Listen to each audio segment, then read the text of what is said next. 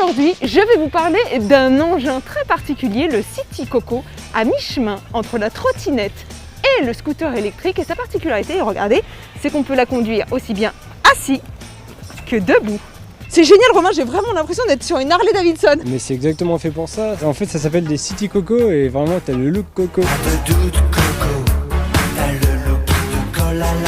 Et il y a plein d'autres looks différents là. Par exemple, ça c'est ton City Coco. Il y a des lignes beaucoup plus moto là, non? Bah, c'est vraiment fait exprès pour ressembler plus à une moto électrique. Et donc là, tu vois que t'as un réservoir factice. Et en plus, t'as la roue avant qui est plus fine pour ressembler plus à une moto. Oh, et dis donc là, celui-là! Mais on dirait un tracteur, il a 3 roues, ça sert à quoi? Ça, c'est un modèle qui offre plus de stabilité et ça permet d'avoir un avantage pour les personnes à mobilité réduite, les handicapés. Pour eux, c'est beaucoup plus sécuritaire.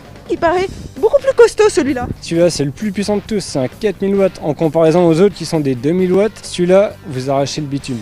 C'est-à-dire, ça va combien de kilomètres heure? Alors, ils sont homologués route, donc ils sont bridés à 45. Mais donc, si vous voulez avoir un peu plus de puissance, ceux-là, on peut les faire atteindre 60 km/h. Mais c'est pas interdit par la loi, ça, de les débrider? Bah, c'est pour une utilisation privée.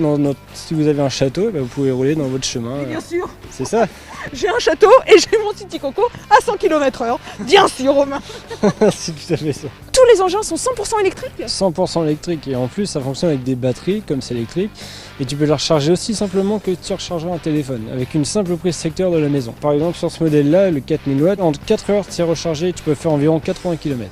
Bon, et ça coûte combien City Coco? Bah, les prix aussi entre 1400 € et 2800 € en moyenne. Et t'as des aides de l'État? Ouais, t'as des aides de l'État. Pour les City Coco c'est jusqu'à 600 € et pour les professionnels c'est 1500 €, tu peux cumuler les deux si tu veux.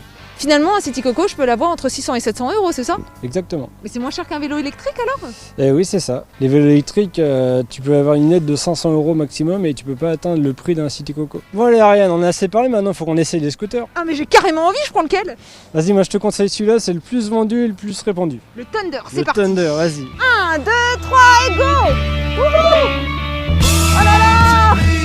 C'est génial, je suis hyper confortable. J'ai l'impression d'être sur un fauteuil de princesse. Et tout à fait, la selle est vachement large et t'as des très bonnes suspensions en plus. Je sens presque pas le relief. Est-ce que c'est dû aux grosses roues justement? C'est pour ça qu'elles sont très larges les roues? C'est ça, c'est pour avoir une très bonne adhérence et vraiment une conduite sécuritaire. C'est électrique et pas un bruit. Il n'y a aucun bruit, aucune vibration. C'est parce que le moteur il est assez loin de l'oreille et il est intégré dans la roue arrière et vraiment c'est très silencieux. Alors là je suis puissance maximale 45 km/h, je peux pas aller plus vite. Et non, c'est des modèles homologués équivalent 50 cm3, donc c'est 45 km/h maximum. T'as pas le droit d'aller sur les pistes cyclables ni les nationales, c'est uniquement en agglomération. Wow, tout en douceur aussi, pas de choc.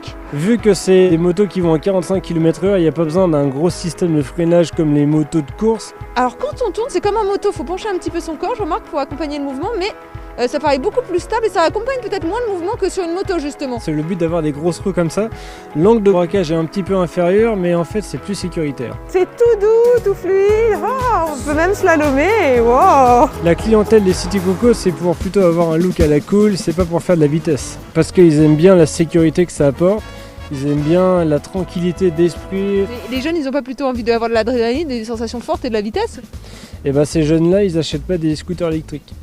Ils achètent des motos. Ouais, c'est ça, c'est ça. Wouhou! Trottinette scooter! C'est peu commun, hein. D'habitude on voit les gens sur des trottinettes, debout pas sur des scooters. Et je peux conduire un City Coco sans permis? Tout à fait. Alors, si tu es né avant 1987, t'as pas besoin de permis. Si tu es né après 1987, il faut que tu passes au moins le BSR ou le permis AM. Et au niveau entretien, est-ce que ça coûte cher? Qu'est-ce que je dois faire? Je dois faire réviser mon City Coco? C'est là que c'est vraiment avantageux, les scooters électriques. C'est qu'en fait, tu n'as pas de fluide, tu n'as pas d'huile, t'as pas toutes ces pannes qui pourraient survenir. Le seul entretien à faire, c'est faire attention à la batterie. Et pour le garer, j'imagine que tu gares pas ça n'importe où non plus. C'est pas comme un vélo ou une trottinette sur le trottoir. Tout à fait, c'est comme une moto thermique en fait. Tu peux prendre les places des voitures, mais tu peux pas les garer sur un trottoir ou sur un endroit, ça va gêner. Plus vite, Romain, plus vite! Quel papy! Sa moto qui partait comme un boulet de canon semait la terreur dans toute la région. Et le gros avantage du City Coco, c'est qu'on peut monter à 2. Tu viens Romain, je t'emmène. T'as pas peur j'espère, hein? Moi j'ai un peu peur, mais bon, quand faut y aller, faut y aller. Ah, c'est lourd!